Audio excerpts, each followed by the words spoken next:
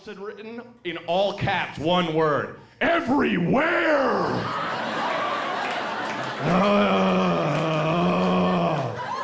Like, okay. Bathroom Napoleon wins that round. That is exactly where you would put everything. Everywhere! Toilet Genghis Khan wins. Okay? Disneyland Optimist, 0, right there. But my favorite was a trio of quotes, all in different handwriting. I saw this in Chicago, and I was in a bar in Chicago, and there was a trio of quotes, and it was just amazing. Like I was a little high, and I stood there for probably 2 days, okay, just looking. And the first quote read, "A society not ruled by its workers cannot stand." Right? Karl Marx. Underneath that, someone else had written, "I would never belong to a club that would have someone like me as a member." Groucho Marx, exactly. Underneath that, someone else had written, "Wherever you go, whatever you do, I will be right here waiting for you." Richard Marx. Oh, glory. Oh, you swirl that together, it forms the perfect and loving face of God, I'm convinced. Oh, Richard Marx with the cleanup.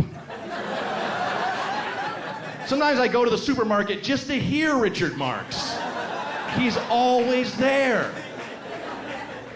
I'm not sure exactly where I fit in the world, because I lift weights, the music of the Smiths.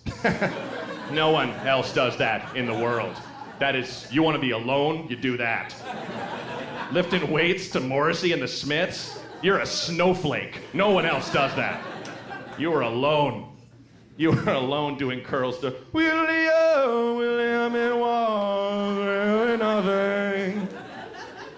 By yourself. I don't know, I just, it doesn't, Slayer or Public Enemy or NWA, I love that music, but I just rather lift weights to angst-driven Britpop with lead vocals by the darkest fairy in the woods of sorrow. I'm sorry. That's just me. But I live on the east side of town, not east, but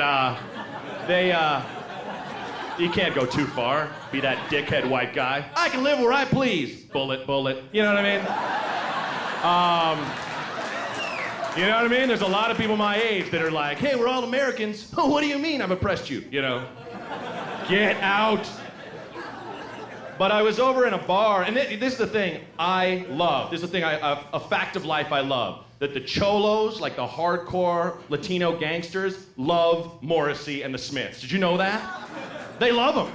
I'm just like, wow, when I see a lowrider driving by, playing that sad, sad music I loved and as an alienated 12-year-old, it's magic, Like I was in this bar, and these guys, there's a bar in Boyle Heights in East LA, and these cholo guys are like posted up against the jukebox, just nodding to some Smiths, to some Morrissey, And I've got one of those friends that's like, has that magical power to just get drunk and ask anyone any question, no matter how offensive, and not get punched. She's got that weird power.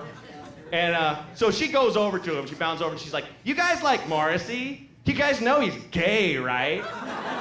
Right? And the leader of the gang like steps up and he's like, "No! He's bisexual!" Like, kind of the same thing. Not gay all the time. Take it easy, lady. Just bisexual. Now, come on. Let's not get nuts. He's part-time gay. Just don't throw the whole thing on him. Lost some weight in the past couple of weeks. Oh, thanks. I didn't have a baby or save a puppy from drowning. Nothing, but thank you very much. Just cut out bed calzones.